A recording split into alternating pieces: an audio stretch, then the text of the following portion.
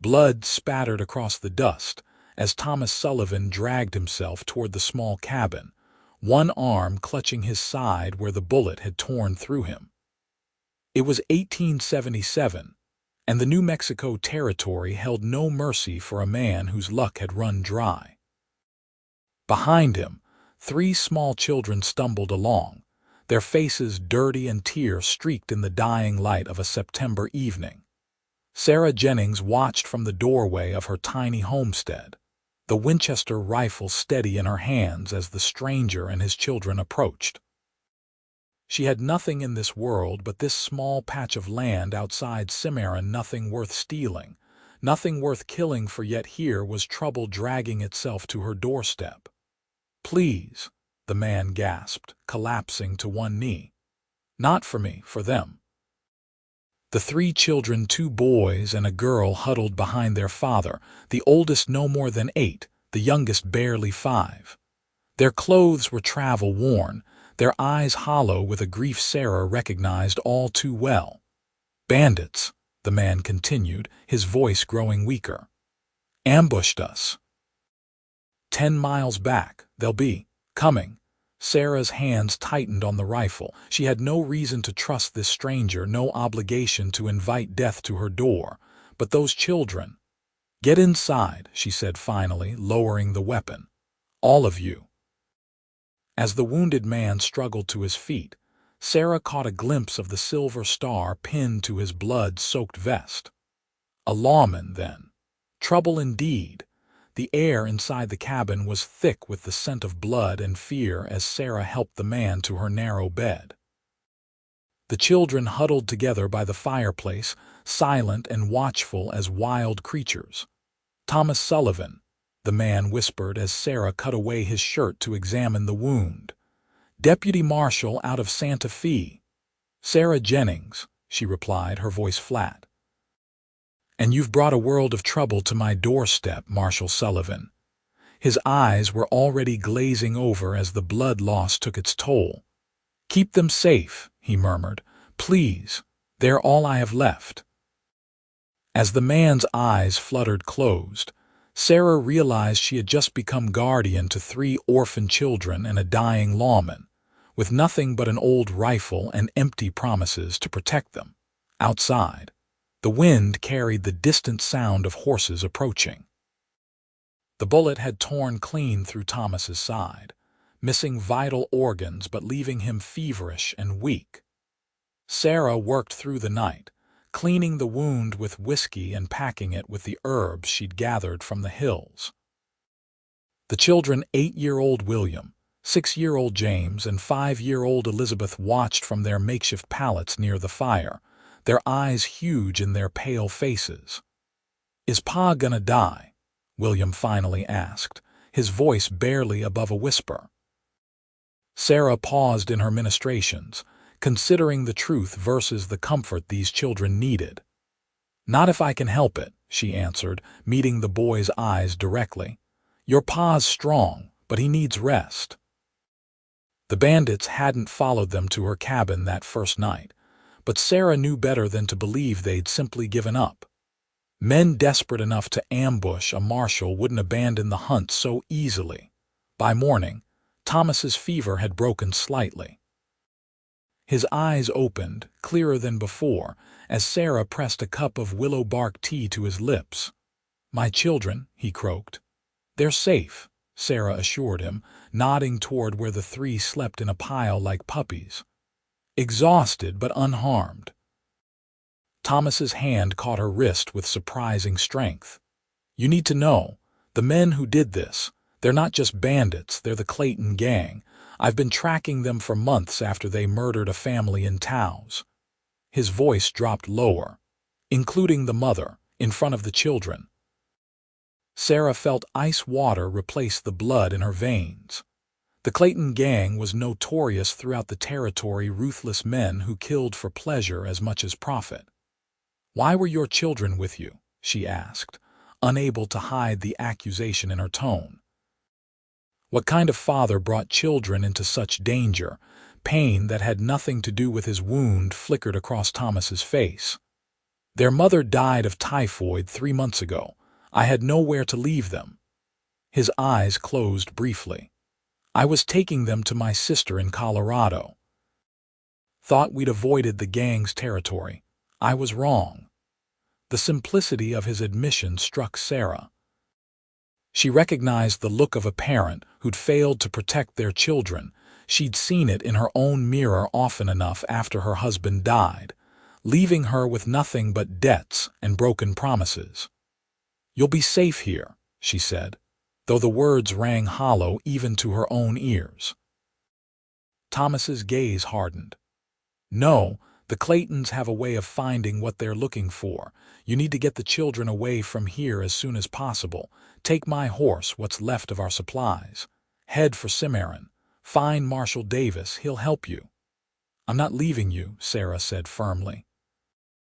"And I'm not taking your children from you while you're still breathing." A ghost of a smile touched Thomas's cracked lips. "Stubborn woman." "You have no idea," she replied. For 3 days, Sarah balanced caring for Thomas with maintaining her vigilance. The children gradually emerged from their shell-shocked silence, helping with small tasks and whispering among themselves. Elizabeth, the youngest, attached herself to Sarah's side, following her like a shadow as she tended the small garden and checked the perimeter of her property. "My mama used to grow tomatoes," Elizabeth confided one afternoon as she watched Sarah harvest the last of the season's beans. "But they all got sick and died just like her." Sarah's hands stilled. "I'm sorry about your mama," she said softly. Elizabeth nodded solemnly. "Pa said she went to heaven. You think heaven has tomatoes?" Despite everything, Sarah found herself smiling. "I expect heaven has the finest tomatoes you can imagine." "That's good," Elizabeth said decisively. Mama really liked tomatoes. Inside, Thomas was improving slowly. By the 4th day, he could sit up and hold simple conversations, though the effort clearly drained him. "You've done more than anyone could expect," he told Sarah that evening as she changed his bandages. The children were asleep, their breathing soft and even in the quiet cabin. "But I need to be honest with you. The Claytons won't stop. They know I was tracking them if they find out I survived." "They'll come looking to finish the job," Sarah concluded grimly. Thomas nodded. "You and the children need to leave tomorrow. And you," his eyes met hers steadily. "I'll buy you time." Sarah felt something tighten in her chest, a feeling she'd thought long buried with her husband. "That's a fool's plan, Marshal Sullivan." "Thomas," he corrected, "and I've been called worse." Before Sarah could respond, William appeared beside them, his young face set in stubborn lines so like his father's. "We're not leaving Pa," he declared. "Ma always said Sullivans stick together." Thomas reached out to ruffle his son's hair. "Your ma was right about most things, but this time—" "No," William interrupted, a tremor in his voice betraying his bravado. "We already lost Ma. We're not losing you too." Sarah watched the interchange, seeing the conflict in Thomas's eyes. He was torn between protecting his children by sending them away and keeping his broken family together. It was a choice no parent should have to make. "There might be another way," she said slowly, an idea forming, "but it's risky." Both Thomas and William turned to her with identical expressions of cautious hope. "I know these hills better than any bandit passing through," Sarah continued. "There's an old mining cabin about 3 miles north, hidden in a box canyon. If we can get you there, Thomas, you could recover while I take the children into town for supplies and to alert the marshal." "Too dangerous," Thomas objected immediately. "If you're seen with my children, the Claytons will know I'm alive and nearby." Sarah's chin lifted. "Then we'll need a disguise and a story. The children will be my sisters, recently orphaned and in my care. I've been keeping to myself so much that most folks in town barely know me anyway." Thomas studied her face in the lamplight. "Why would you risk yourself like this for strangers?" Sarah looked away, her eyes falling on the small wooden cross visible through the cabin's single window, the grave she dug for her stillborn son 3 years ago. "Because I know what it means to lose family," she said softly, "and I won't stand by while 3 children lose what's left of theirs." The decision made, they prepared through the night.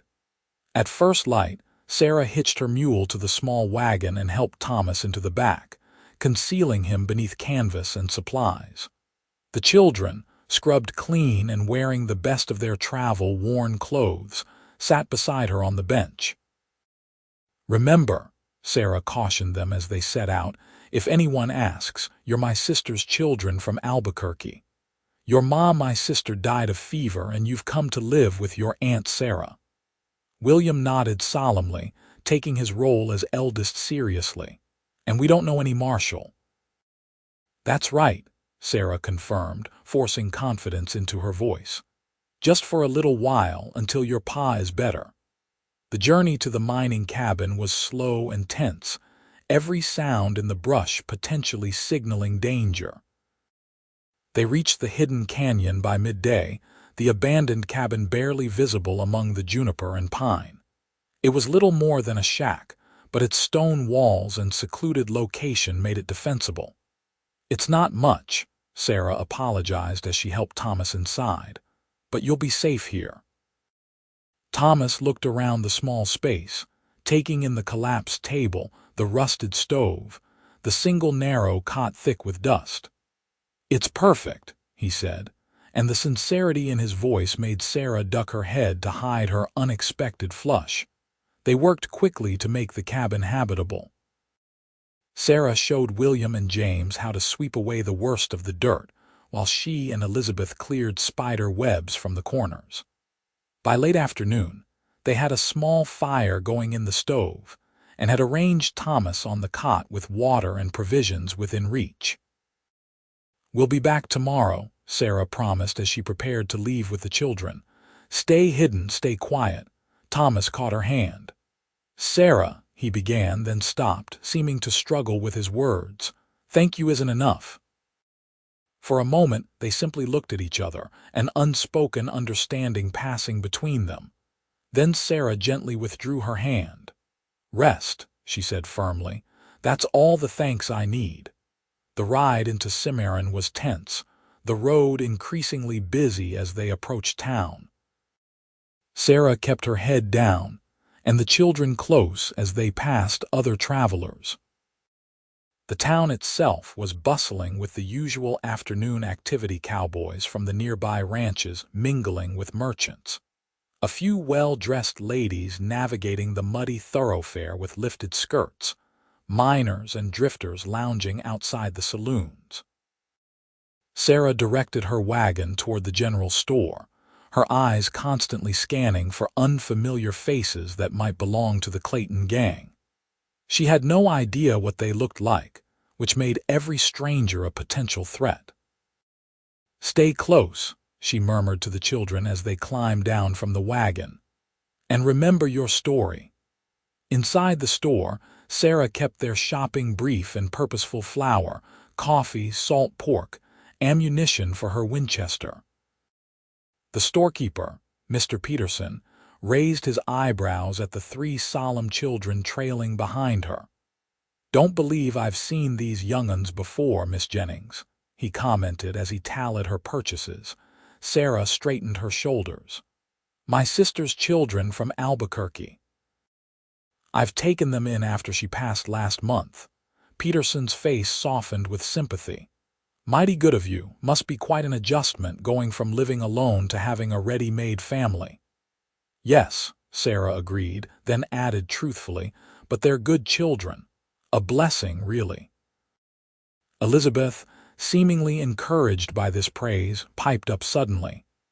"Aunt Sarah makes better biscuits than Mama did, but don't tell Pa I said so." Sarah's heart stopped for a moment, but Peterson merely chuckled.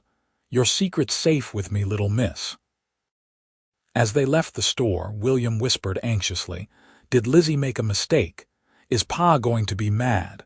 Sarah squeezed his shoulder. "No harm done, but we need to be more careful." Their next stop was the marshal's office, a small adobe building at the end of the main street. Sarah hesitated outside, suddenly unsure. If Thomas was wrong about Marshal Davis being trustworthy, she could be leading them all into danger. "Wait here," she instructed the children, leaving them with the wagon as she approached the office alone. The marshal was a grizzled man in his 50s, with sharp eyes that missed nothing as Sarah entered. "Something I can help you with, madam?" he asked, setting aside the wanted poster he'd been examining. Sarah chose her words carefully. "I'm looking for information about a Thomas Sullivan." The marshal's expression didn't change, but his hand moved slightly closer to the revolver on his desk. "What's your interest in Deputy Sullivan?" The use of Thomas's title confirmed she had the right man. "He asked me to find you. He said you'd help." Davis leaned forward, his voice dropping. "Sullivan's dead. Ambushed by the Clayton gang 4 days ago." "No," Sarah replied steadily. "He's alive, wounded but alive, and his children are with me." For a long moment Davis studied her face, seeming to weigh her truthfulness. Then he rose abruptly. "Where?" "Safe," Sarah answered, not ready to reveal Thomas's location yet. "But he needs medical attention better than I can provide." Davis nodded slowly. "The Claytons are still in the area. 3 of them were drinking at the Frontier Saloon last night, throwing money around and asking questions about a lawman and 3 children." His eyes narrowed. "Those children outside with your wagon, they're Sullivan's?" Sarah nodded. "Get them inside. Now." As Sarah turned toward the door, her blood froze.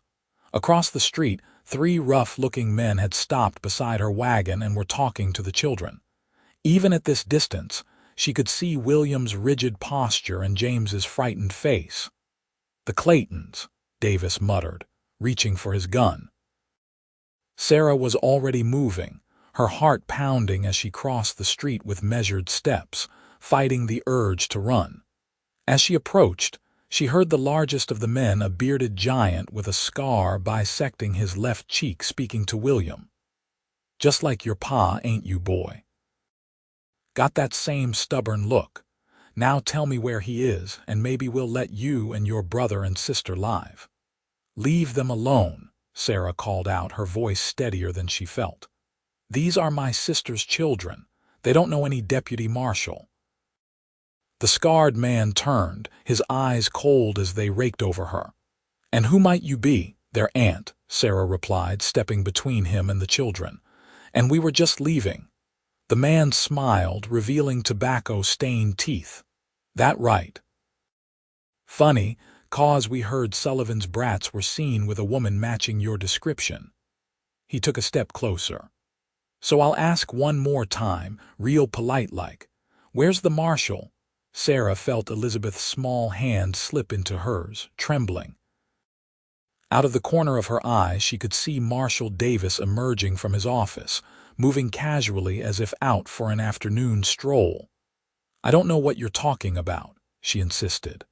"Now please step away from my wagon."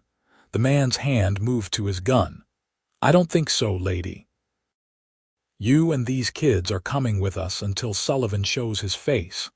Everything happened at once. Marshal Davis called out, "Clayton, hands where I can see them." The scarred man, Clayton himself, spun toward the voice, drawing his revolver. His 2 companions scattered for cover as Davis fired.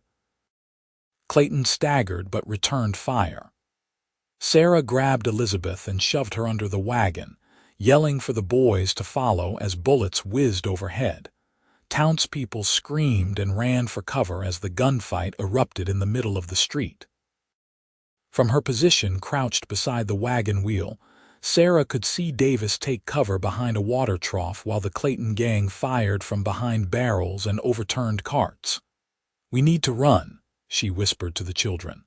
"When I say go, head for that alley." She pointed to a narrow passage between the general store and the barber shop. "But the marshal," William began. "He's giving us a chance," Sarah cut him off. "We need to take it. When the firing paused for a moment as men reloaded, Sarah hissed, "Now," and pushed the children toward the alley. They ran in a crouched line, Sarah bringing up the rear. Just as they reached the mouth of the alley, Sarah felt a searing pain across her upper arm. She stumbled but kept moving, herding the children deeper into the narrow passage. Behind them, the gunfight continued, but Sarah didn't look back. They emerged on a parallel street and kept moving away from the center of town toward where the buildings thinned out. "Are you hurt, Aunt Sarah?" James asked, his eyes wide as he noticed the blood seeping through her sleeve.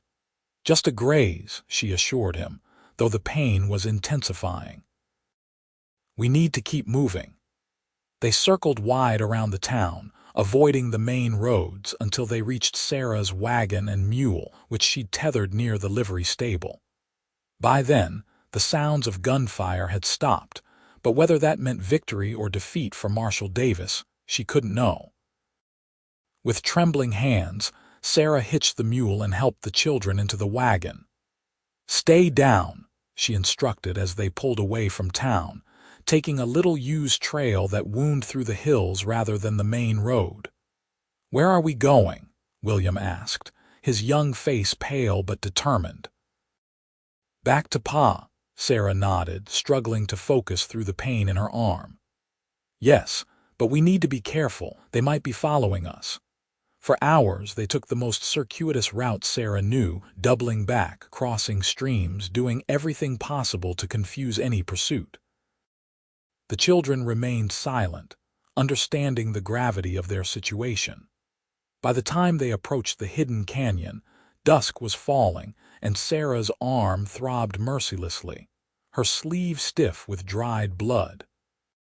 "William," she said quietly, "I need you to go ahead and tell your father we're coming.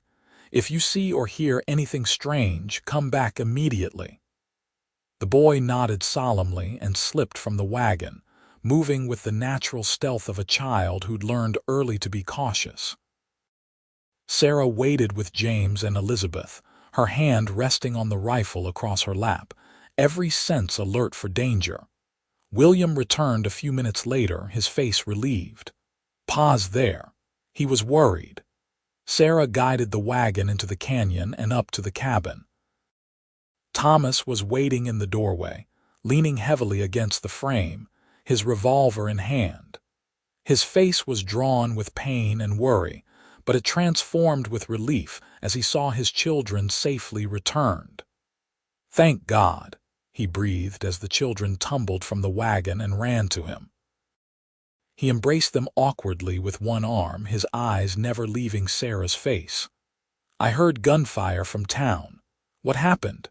Sarah climbed down more slowly, wincing as the movement jarred her wounded arm. "The Clayton gang was there. They recognized the children." Thomas's expression darkened as he noticed her injury. "You're hurt." "It's nothing," she dismissed, but swayed slightly as she took a step forward. Thomas passed his gun to William and moved to steady her, his own weakness forgotten. "Inside," he ordered gently. "All of you, we need to talk." In the cabin's dim interior, Sarah sank onto a rough stool while Thomas examined her arm with surprising gentleness. The bullet had indeed only grazed her, but the wound was deep enough to require cleaning and bandaging. As he worked, Sarah recounted the confrontation in town and Marshal Davis's intervention. "Davis is a good man," Thomas said. "If anyone could have survived that ambush, it's him." "But if he didn't," Sarah pointed out, "the Claytons will know for certain that you're alive and that we're helping you." Thomas's hand stilled on her arm. "You and the children need to leave. Head south to Las Vegas. I have friends there who can protect you until this is over." "And you?" Sarah challenged. "You can barely stand. I've survived worse." Sarah pulled away from him, ignoring the flare of pain. "No, I'm not separating these children from their father again. We stay together." Thomas's eyes flashed. "This isn't your decision to make." "It became my decision when I took a bullet for your children," Sarah retorted. when I risked everything I have, which isn't much, to keep your family safe." They glared at each other, equally stubborn, until Elizabeth's small voice broke the tension.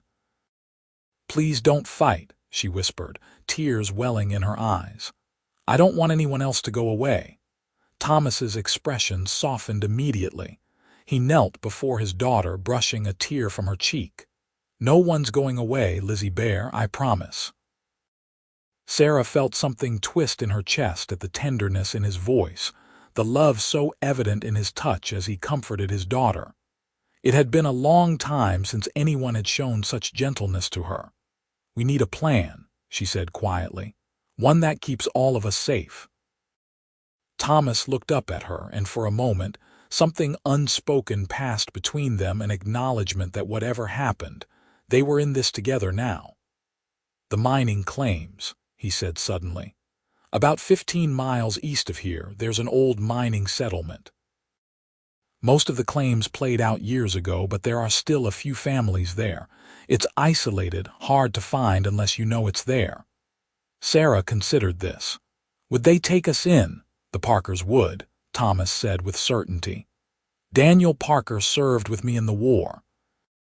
He'd help us without question." "Can you ride that far?" Sarah asked skeptically, eyeing his still healing wound. A ghost of a smile touched Thomas's lips. "With the right motivation." They prepared through the night, packing what little they had and planning their route. The children slept fitfully, disturbed by the day's events. Sarah found herself watching them in the firelight, these 3 small lives suddenly entrusted to her care alongside their father's. Thomas caught her gaze from across the cabin. "They've taken to you," he observed quietly. Sarah shrugged, uncomfortable with the warmth in his voice. "Children are resilient. They'll attach to whoever feeds them." "It's more than that," Thomas insisted. "You've given them something they've been missing since their mother died." He paused. "A sense of peace." Sarah looked away, her throat suddenly tight. "Peace is in short supply these days." "Yet you've offered it freely," Thomas said. "To strangers who have brought nothing but trouble to your door."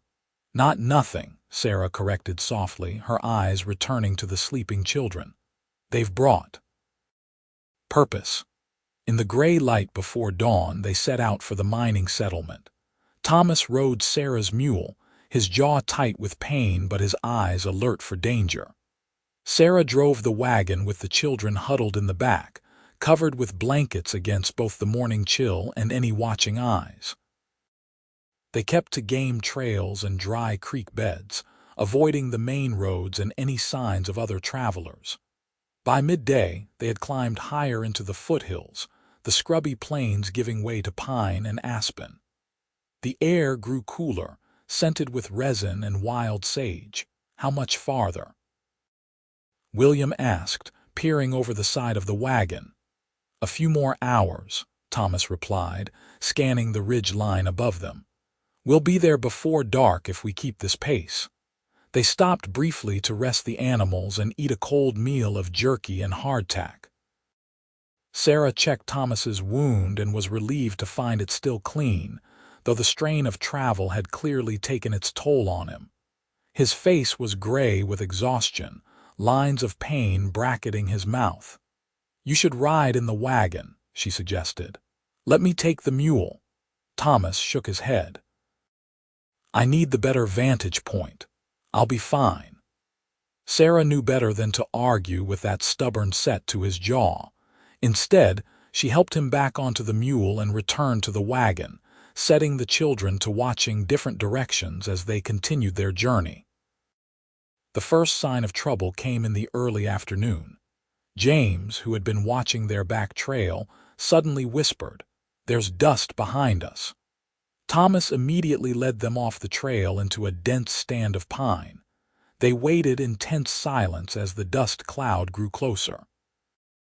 Through gaps in the trees, Sarah could make out 3 riders moving at a steady trot along their trail. "Clayton's," Thomas murmured, his hand moving to his revolver. Sarah clutched the children closer, her heart pounding as the riders drew even with their hiding place. For a terrible moment, she thought they had been spotted as one of the men pulled his horse to a halt, studying the ground. "They've turned off here," the man called to his companions. "Tracks lead into those trees." Thomas met Sarah's eyes, a silent message passing between them. If it came to a fight, she was to take the children and run while he held the bandits off. Sarah gave an imperceptible nod, though everything in her rebelled against the idea of leaving him behind. As the men dismounted and approached the tree line, a distant sound floated through the air, the hollow clang of a mining camp's triangular dinner bell. The approaching men paused, listening. "That'll be the Parker settlement," one said. "Maybe they headed there." "Good," replied the leader, Clayton himself, Sarah realized with a chill. "Fewer witnesses, more isolated. Let's go introduce ourselves to these miners." They remounted and rode on, following the sound of the bell rather than the trail into the trees. Sarah released the breath she'd been holding, feeling the children tremble against her. "They're heading straight for the Parkers," Thomas said grimly once the riders were out of earshot. "We need to warn them." "How?" Sarah demanded. "They'll see us coming." Thomas thought for a moment, then pointed to a steep ridge to their right. "There's a back way into the settlement through that pass. It's rough going, but we can make it with the wagon if we're careful." The back way proved to be little more than a goat track winding through near vertical terrain. Sarah's hands ached from gripping the reins, guiding the nervous mule up narrow switchbacks where a single misstep would send the wagon plummeting hundreds of feet. The children sat perfectly still, wide-eyed with fear as the wagon wheels scraped against stone outcroppings and slid in loose shale. Thomas led the way, dismounting to guide the mule through the most treacherous sections despite his weakened condition. Twice he nearly fell, catching himself against the harness, his face white with strain. But he pushed on relentlessly, driven by the knowledge that innocent lives, including his children's, depended on their reaching the settlement before the Claytons caused irreparable harm. The sun was low in the western sky when they finally crested the pass. Below them, nestled in a sheltered valley, lay a cluster of rough cabins and mine entrances. Thin plumes of smoke rose from stone chimneys, and Sarah could make out tiny figures moving among the buildings. "We made it," she breathed, relief flooding through her. Thomas's expression remained grim. "The Claytons will have reached them by now. We need to be careful." They approached the settlement cautiously, using the gathering dusk as cover. As they drew closer, Sarah could see that something was wrong. There was an unnatural stillness to the place, no children playing outside, no miners returning from their claims. "They've gathered everyone somewhere," Thomas murmured, drawing his revolver. "Probably the meeting hall." He directed Sarah to stop the wagon behind an abandoned ore crusher at the edge of the settlement. "Stay here with the children," he instructed. "If you hear shooting, don't wait for me. Take the back trail and head for Fort Union." Sarah caught his arm. "You can barely stand. This is suicide." "I'm still a federal marshal," Thomas replied, his voice hard with determination. "These people are in danger because of me. I can't hide while they suffer." Before Sarah could argue further, William spoke up from the wagon. "I'm coming with you, Pa." Thomas turned to his son with a mixture of pride and fear. "No, son, you stay here and protect your brother and sister, and Miss Sarah." The boy hesitated, then nodded solemnly, accepting the responsibility. Thomas squeezed his shoulder, then looked at Sarah one last time.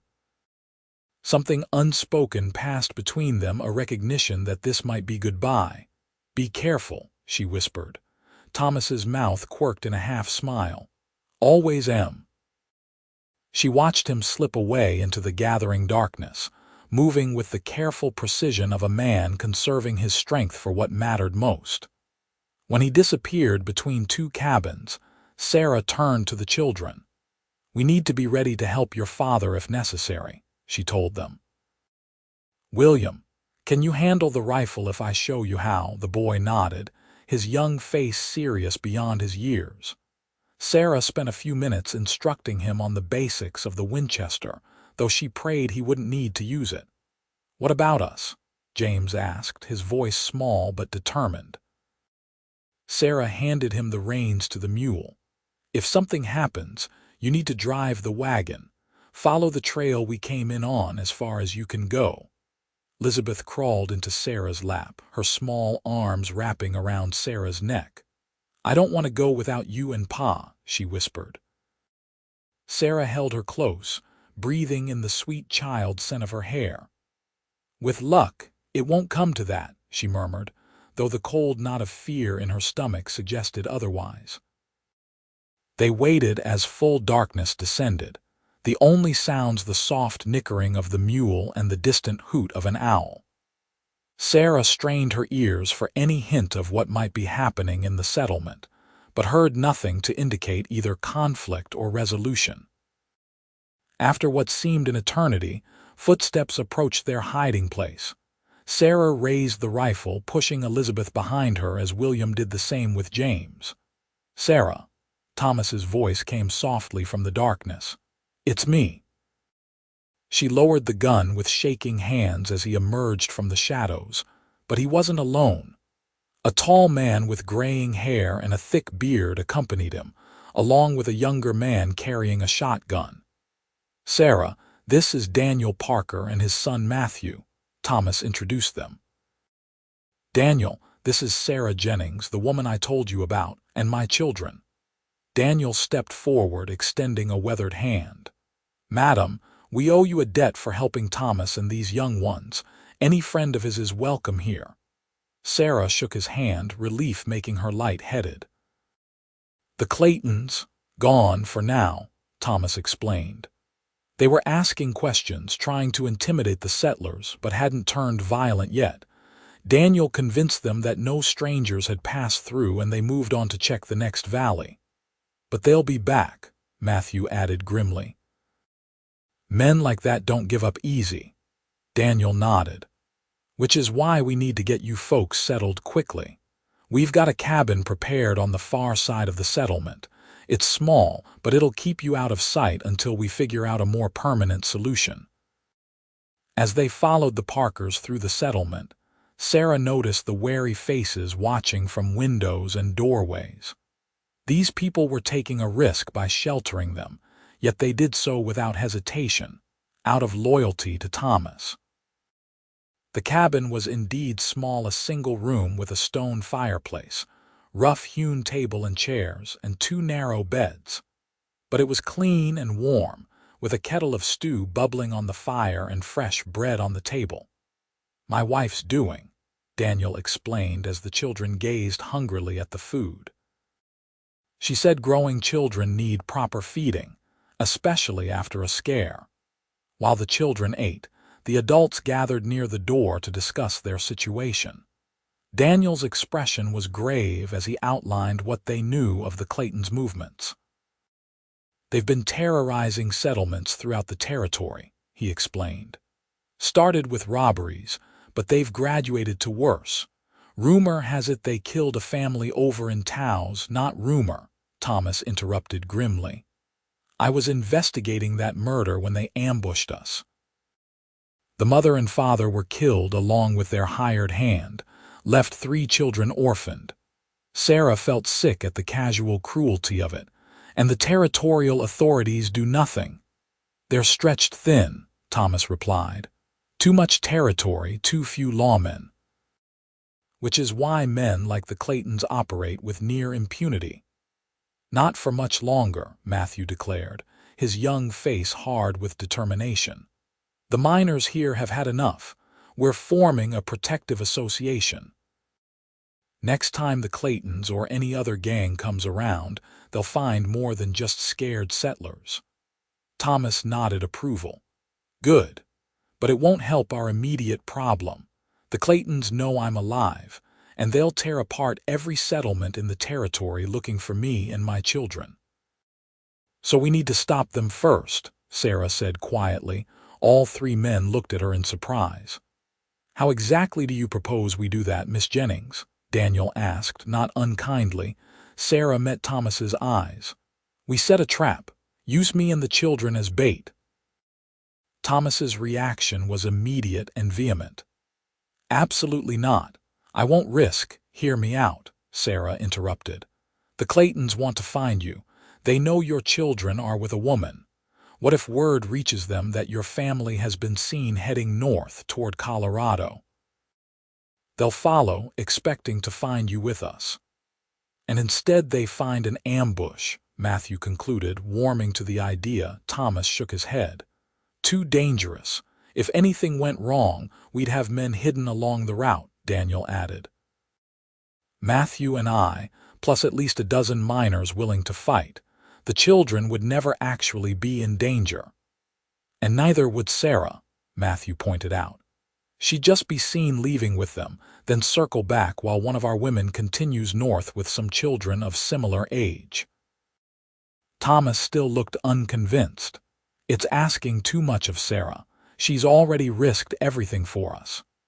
"It's not your decision to make," Sarah said softly, echoing his words from earlier.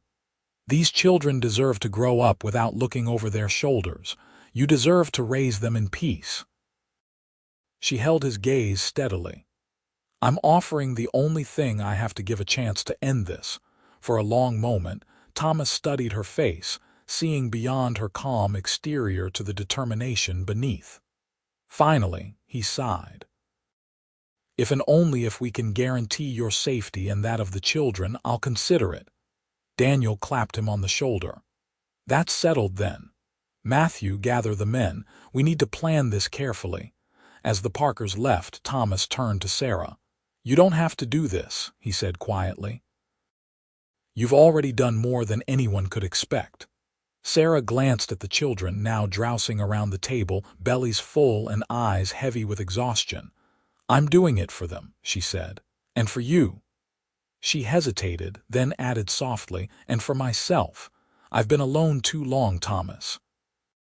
Your children reminded me what it means to care about someone again." Something shifted in Thomas's expression, a softening, a recognition. He reached out slowly, giving her time to pull away, and brushed a strand of hair from her face. "Sarah Jennings," he murmured, "you are the most remarkable woman I've ever met." Before she could respond, there was a knock at the door, and the moment passed. But something had changed between them. A possibility had opened, fragile as a new leaf but just as real. The plan took shape over the next 2 days. Word would be deliberately leaked that Thomas Sullivan's children had been seen traveling north with a woman. Meanwhile, Sarah would leave openly with the children, taking the main trail toward Colorado. A mile outside the settlement, they would be met by Martha Parker, Daniel's wife, who would continue north with her own children while Sarah and Thomas's children doubled back along a hidden trail. Thomas, still too weak for extended travel, would remain at the settlement with half the miners. The other half, led by Daniel and Matthew, would shadow Martha's progress, waiting for the Claytons to make their move. "This is our chance to rid the territory of these vermin once and for all," Daniel told the assembled miners on the eve of the plan's execution. "For too long, they've terrorized honest folk. Tomorrow we end it." A murmur of agreement ran through the group. These were hard-working men, not gunfighters, but they had families to protect and a fierce sense of justice. The Claytons had preyed on isolated settlements like theirs for too long. Thomas watched from the edge of the group, his face troubled. After the meeting broke up, he pulled Sarah aside. "I still don't like this," he admitted. "Using you and the children as bait, even initially, it's the best plan we have," Sarah reminded him, "and it will work." Thomas studied her face in the lamplight. "When did you become so fearless?" A sad smile touched Sarah's lips. "I'm not fearless, but I learned long ago that fear doesn't keep bad things from happening. It just stops you from living while you wait for them." Thomas's hand found hers in the darkness. "When this is over," he said quietly, I want to talk about the future, about possibilities." Sarah's heart stuttered in her chest. "What possibilities might those be, Marshal Sullivan?" His fingers tightened around hers. "The kind that involve not saying goodbye to you," he murmured. "If that's something you might consider." Before Sarah could respond, William appeared in the doorway of their cabin, his young face serious. "Pa, Lizzie's having nightmares again." Thomas squeezed Sarah's hand once more before releasing it. "We'll talk tomorrow," he promised, then followed his son inside. Sarah remained outside for a moment, her hand still warm from his touch, her mind whirling with the implications of his words. For 3 years she'd lived in solitude, convinced that life had nothing more to offer her than survival. Now, suddenly, there were possibilities. Terrifying, wonderful possibilities. Dawn broke clear and cold the next morning. Sarah dressed the children in their warmest clothes, explaining again what would happen. "You'll go with Mrs. Parker just for a little while," she assured them. "Then you'll come right back to the settlement. Your father will be waiting." Elizabeth clung to her, small fingers twisted in Sarah's shawl. "Will you come back too?" she asked anxiously. Sarah smoothed the child's hair. "Of course I will. We're in this together, remember." The settlement was unnaturally quiet as they prepared to leave. The miners who would form the ambush had already departed before first light, positioning themselves along the trail north. Those remaining watched soberly as Sarah loaded the children into a borrowed wagon. Thomas approached, walking more steadily now but still favoring his wounded side. "Remember," he instructed Sarah, "at the first sign of trouble you get those children to safety. The plan is secondary." "I know," Sarah assured him. "We'll be fine." Thomas glanced around to ensure they weren't overheard, then stepped closer. "Sarah, if something happens," she pressed her fingers to his lips, stopping his words. "Don't. We're not saying goodbyes." For a moment they simply looked at each other, all the things they hadn't yet said hanging in the air between them. Then Thomas leaned forward and kissed her gently at first, then with growing intensity as Sarah responded. When they broke apart, both were breathing quickly. "That wasn't goodbye," Thomas murmured. "That was a promise." Sarah smiled, her heart fuller than it had been in years. "I'll hold you to it, Marshal Sullivan." With a final touch of his hand to her cheek, Thomas stepped back. Sarah climbed onto the wagon seat, took the reins, and set out without looking back. She knew if she saw his face again, her resolve might waver. The children were uncharacteristically quiet as they traveled, the weight of their role in the plan evident in their solemn faces. Even Elizabeth, normally chattering continuously, sat in silence, her small hand tucked into William's. They reached the meeting point right on schedule. Martha Parker was waiting with her 2 children, a plump, capable-looking woman with kind eyes and a determined set to her jaw. "Right on time," she greeted Sarah. "Any signs of trouble on the trail?" Sarah shook her head. "All clear so far." They quickly transferred Thomas's children to Martha's wagon, which was already positioned facing north. Martha's children, a boy and girl of similar ages to William and James, moved to sit with the Sullivan children, creating the illusion of a larger family group. "Remember," Sarah told the children as she hugged them goodbye, "stay quiet and do exactly as Mrs. Parker tells you. When it's safe, she'll bring you back." William looked at her with eyes too old for his young face.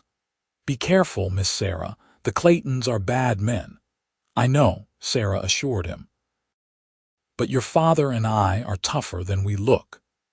As Martha's wagon pulled away, heading north at a deliberate pace, Sarah waited until they were out of sight before turning to the hidden trail that would take her back to the settlement. She had gone less than a quarter mile when she heard hoofbeats approaching rapidly from the south. Heart pounding, Sarah ducked into the underbrush, pulling the horse in after her. Through the screen of branches, She watched as 3 riders galloped past the Claytons, right on schedule. They were following Martha's wagon, just as planned. Sarah waited until they were well ahead before emerging from her hiding place. She needed to get back to the settlement as quickly as possible. Thomas needed to know the trap was set. She was halfway back when the sound of gunfire erupted in the distance. Sarah froze, her blood running cold. The ambush wasn't supposed to happen for several more miles when the trail entered a narrow canyon that would prevent escape, if the Claytons had somehow discovered the deception early. Sarah urged her horse into a gallop, fear driving her forward.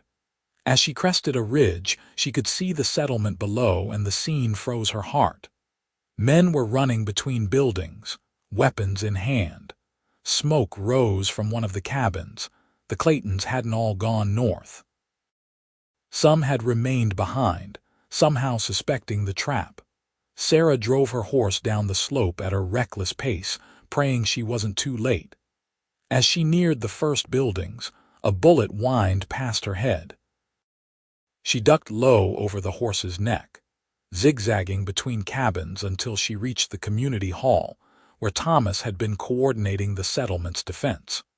She slid from the saddle and ran inside, only to find the building empty except for 2 miners binding a wound on a third man's arm.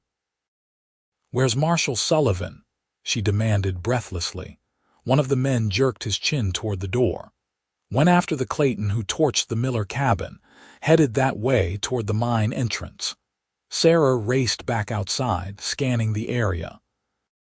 She could see the glow of the burning cabin in the distance, but no sign of Thomas. Grabbing her rifle from the saddle, she ran in the direction the miner had indicated. The mine entrance loomed ahead, a dark mouth in the hillside. Sarah approached cautiously, every sense alert for danger. From inside came the echo of voices, 2 men arguing. One was Thomas, the other she didn't recognize. "Doesn't have to end this way, Clayton," Thomas was saying, his voice strained but steady. "Drop your weapon, face a proper trial." A harsh laugh echoed from the mine shaft. "Like my brothers will." "Fat chance, Marshal. I know what happens to men like us in territorial prisons." Sarah edged closer to the entrance, trying to see inside without being spotted.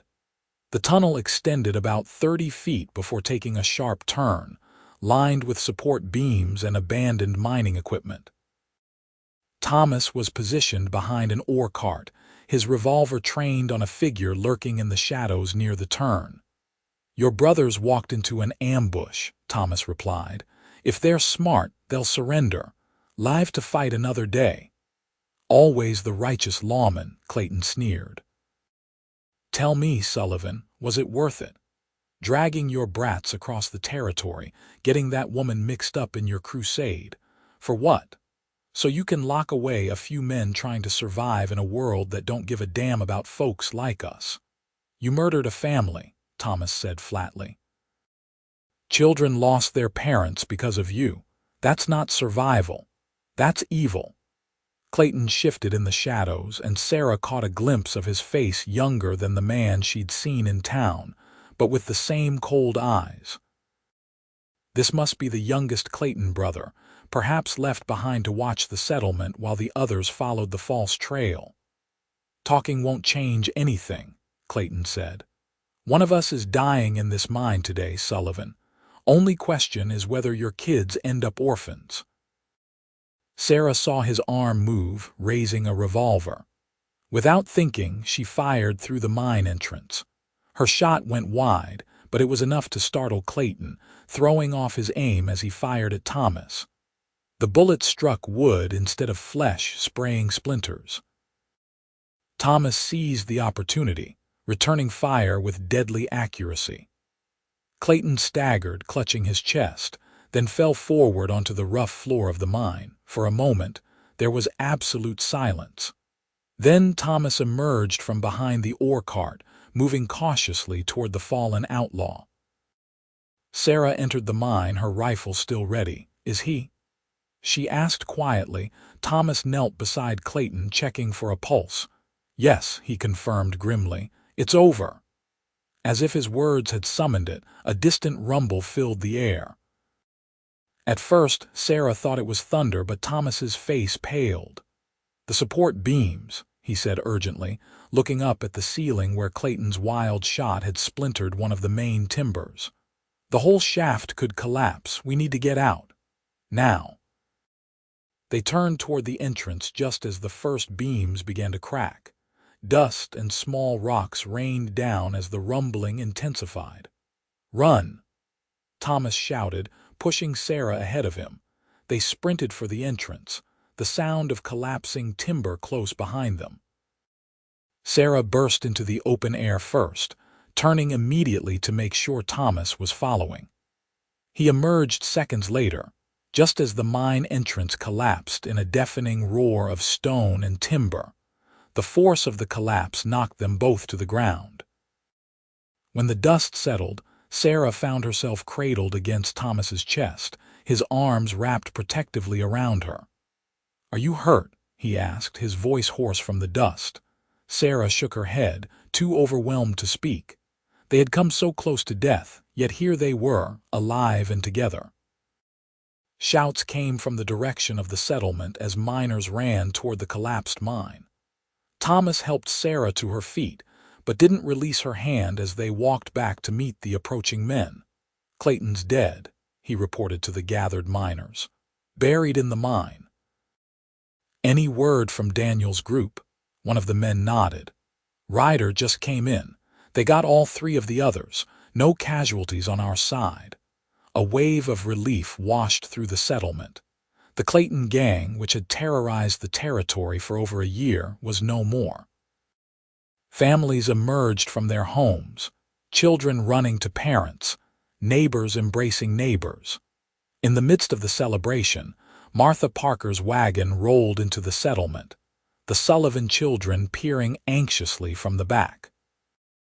When they spotted their father, they leapt down and ran to him, Elizabeth launching herself into his arms while the boys wrapped themselves around his waist. "You're safe," Thomas murmured, holding them close. "All of you." His eyes found Sarah over Elizabeth's head, filled with such naked emotion that it took her breath away. Wordlessly, he extended one arm, inviting her into the family circle. Sarah hesitated only a moment before stepping forward, allowing herself to be enfolded in the embrace. "We did it," Thomas whispered against her hair. "Together." In the days that followed, life in the mining settlement gradually returned to normal. The Claytons were buried in unmarked graves, and Marshal Davis arrived from Cimarron to take official statements about the gang's demise. The territorial governor sent a letter commending the miners and Thomas for their bravery in facing down notorious outlaws. Sarah found herself at a crossroads. With the immediate danger past, there was no reason for her to remain with the Sullivans. She could return to her solitary cabin outside Cimarron, resume her quiet life. Yet the thought filled her with a hollow ache. On the evening before she planned to leave, Thomas found her sitting outside the cabin they'd shared, watching the sunset paint the mountains gold and crimson. "The children are asking why you're packing your things," he said quietly, settling beside her on the rough bench. Sarah kept her eyes on the distant peaks. "They knew I wouldn't stay forever."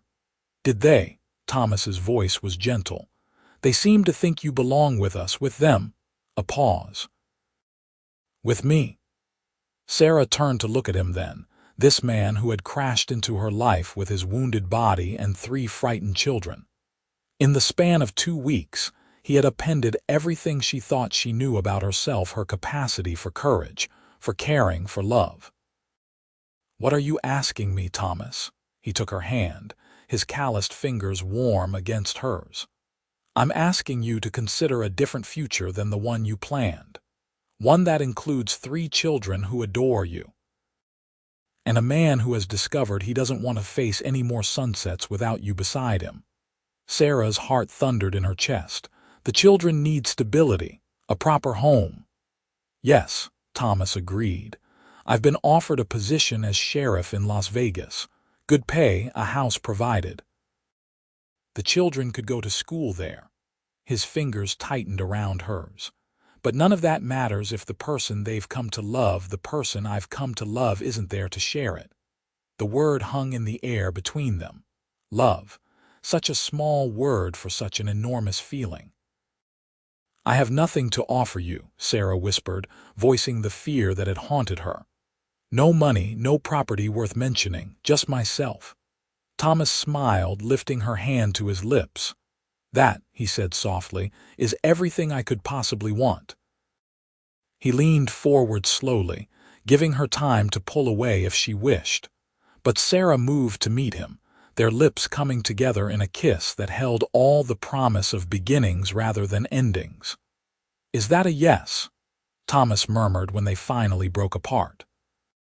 Sarah thought of the lonely years stretching behind her and the possibility of joy ahead. Of 3 children who had wormed their way into her heart.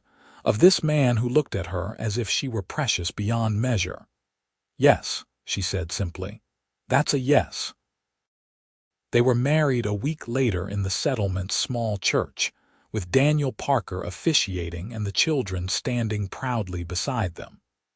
Elizabeth scattered wildflowers before the bride, while William and James served as solemn ring-bearers. As Sarah spoke her vows, she looked into Thomas's eyes and saw the future reflected there, not perfect or without challenges, but rich with love and possibility. A family built not from obligation, but from choice. From the gift of peace they had offered each other when they had little else to give. 1 month later, the Sullivan family, now 5 strong, arrived in Las Vegas, New Mexico territory. The house provided for the new sheriff was modest but comfortable, with a garden plot that Sarah immediately began planning for spring planting. The children enrolled in the local school, Elizabeth proudly announcing to anyone who would listen that she had 2 parents again. On their first night in their new home after the children were asleep, Thomas and Sarah stood on the small porch, his arm around her waist as they gazed at the star-filled sky. "Are you happy?" he asked softly. Sarah leaned into his embrace, thinking of the journey that had brought them here. From a wounded man dragging himself to her doorstep to this moment of quiet contentment. "More than I ever thought possible," she answered truthfully. Thomas pressed a kiss to her temple. "Thank you," he murmured. "For what?" "For offering peace to a broken family when you thought you had nothing to give." His voice roughened with emotion. "You gave us everything, Sarah." She turned in his arms, reaching up to trace the beloved contours of his face. "And you gave it back to me 100-fold. As their lips met beneath the vast New Mexican sky, Sarah Sullivan knew with absolute certainty that she had found her home at last, not in a place, but in the hearts of the family she had chosen, and who had chosen her in return.